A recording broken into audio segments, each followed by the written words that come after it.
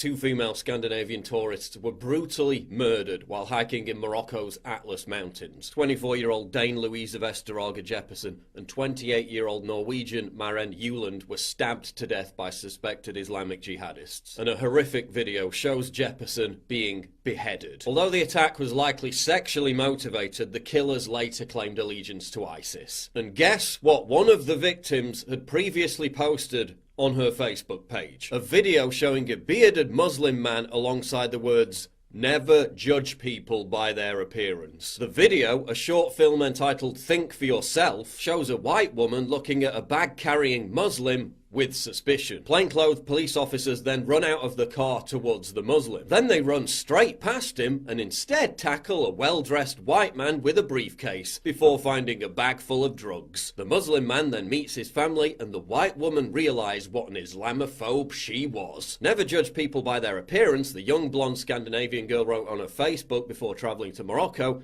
where she was decapitated. This is what the three men who did it looked like. Some people even reported that the mother of one of the victims in Morocco was posting love heart emojis aimed at Moroccans on Facebook just days after her daughter was brutally slaughtered. Swedish news outlets later reported that the rape and beheading carried out by supporters of Islamic State had nothing to do with Islam. And so we observe yet another tragic case of cultural relativism. The idea that a person's beliefs, values and practices should be understood based on that person's own culture rather than be judged against the criteria of another. How many times have we seen ardent progressives visit shithole countries proclaiming love and peace to be universal, only for them to end up dead? Pippa Bacca, the performance artist who said she would hitchhike from Italy to the Middle East to, quote, send a message of peace and marriage between different peoples and nations. Her sister said she thought that in the world there were more positive than negative people,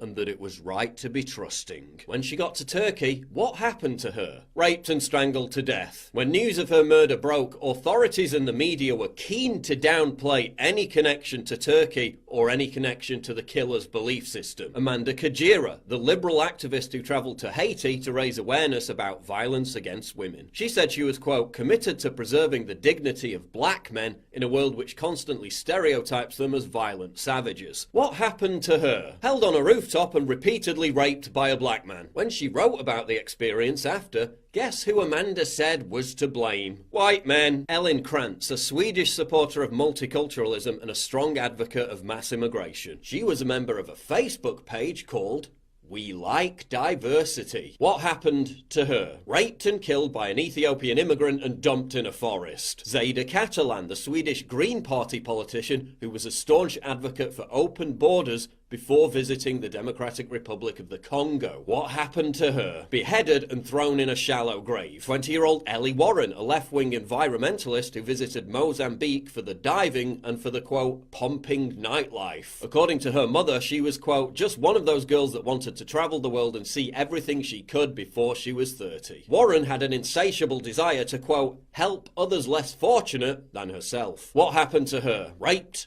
murdered and dumped in a toilet block. American Lauren M., working as an au pair in Austria, responded to a campaign encouraging people to take refugees and migrants into their own homes. She took in a Gambian migrant who had escaped from a local refugee centre to escape deportation and had a warrant out for his arrest. Lauren gave the migrant a home despite him being previously accused of sexually assaulting a minor. What happened to her? Raped and suffocated to death. Belgian psychologist Malaise Derrymaker worked with failed asylum seekers in Sweden to prevent their deportation. What happened to her? Mowed down by a truck driven by a failed asylum seeker. A female interpreter working on a documentary about the plight of vulnerable refugees. What happened to her? Raped by refugees. These cases are commonplace, with NGOs and charities routinely covering them up so as not to stigmatise migrants. And then there was the left-wing couple who cycled through the Middle East and the Balkans. This is what they wrote before embarking on their journey. You read the papers and you're led to believe that the world is a big scary place. People, the narrative goes, are not to be trusted. People are bad. People are evil. I don't buy it. Evil is a make-believe concept we've invented to deal with the complexities of fellow humans holding values and beliefs and perspectives different than our own. By and large, humans are kind, generous and wonderful and kind. No greater revelation has come from our journey than this. What happened to them? Ran over and stabbed to death by ISIS. Let's explore this case a bit more, because despite what they said, I read their other travel blogs, and in almost every non-European country they visited, they were stalked, harassed and threatened with physical harm. In Morocco, they were followed by weirdos trying to sell them drugs. Called racist for not buying something from a street vendor, pushed off their bikes for refusing to take photos with people, and in one case, the guy was almost squished up against another car while trying to cross the road. The couple were tragically murdered in Tajikistan by Islamic State terrorists as part of a vehicle attack on 7 Western tourists cycling through the Pamir Mountains. The murderers even made an ISIS propaganda tape before the slaughter.